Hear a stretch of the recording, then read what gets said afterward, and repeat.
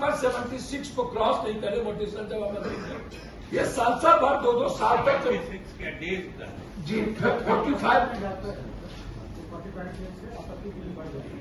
नहीं कहा जाता है कि जो पुराने मामले हैं वो किसी हालत में ऊपर से ये तो ठीक कर है, उसको एकदम देखिए।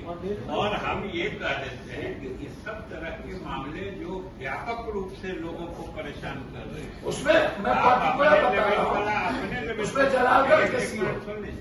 अपने लेवल वाला मामला अपने लेवल पर सॉर्ट कर लीजिए। नहीं अगर कोई मैंने डिपार्टमेंट हेडक्वार्टर से कराना हो तो वो हमको लिख के दे दीजिए, हम वहाँ टेकअप कर देंगे। इसमें पूर्णिया सीओ पर आपत्ति पत्र गवर्नमेंट के द्वारा पीठ पत्र आया हुआ है। यहाँ ये बैठ करके अभी भी मतलब गवर्नमेंट उसके खिलाफ है। जलालगढ़ और एक रुपौली सीओ ये जिस तरीके से बात करता है वो आप मैं बता नहीं सकता हूँ। दूसरी चीज अब दूसरी नहीं आपका नहीं मैं सिर्फ सर मेरा कोई सोई नहीं है, मेरा कुछ मामला सर है। नहीं आप जो कर रहे हैं बहुत कारगर बात कर रहे हैं। जैसे स्मार्ट मीटर की बात रही सर, गवर्नमेंट का लॉ है कि कोई भी प्रोसेस जो है जबरदस्ती नहीं हो सकता और गवर्नमेंट का नियम भी आ गया कि नहीं आप स्मार्ट मीटर को गो स्लो ऐड करिए। आप स्मार्ट मीटर यदि कोई लगाना चाहता है तो आप लगाइए, ना तो आप किसी को धमका सकते हैं कि आप पर केस होगा, ना आप काट सकते हैं। आप क्या कर रहे हैं, ये एग्जीक्यूटिव बिजली डिपार्टमेंट आतंक हैरारकी पैदा कर रहा है थाना प्रभारी के सामने। मैं 2-3 थाना प्रभारी के बारे में कहना चाहूंगा कि इस बीच में एक है मोहनपुर के थाना प्रभारी, वो 2 व्यापारियों के साथ मारपीट किया, जिस पर पुराने एसपी साहब थे, मैंने उनको भेजा भी, मिले भी और आईजी साहब को भी मैंने कहा कि इस तरह की उनका बिहेव बॉडी लैंग्वेज होता है। एक है बराला के थाना प्रभारी, एक है बर्मन की।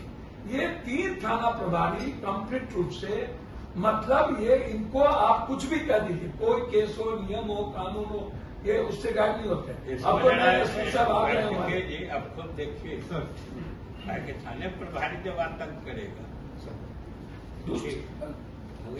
स्मार्ट मीटर पर कोई जबरदस्ती नहीं होनी चाहिए, ये मेरा रिक्वेस्ट है। जिनको लगाना हो लगाए, हमें कोई आपत्ति नहीं। हमारे गवर्नमेंट की तरफ से कोई प्रेशर नहीं। गवर्नमेंट का कहना है कि यदि स्मार्ट मीटर तुमको अच्छा लगता है, तुम यदि इस बात को समझते हो कि तुमको लगाना चाहिए तो आप लगाइए। ये कोई आतंक पैदा ना हो, इसका थोड़ा सा ख्याल रखा जाए।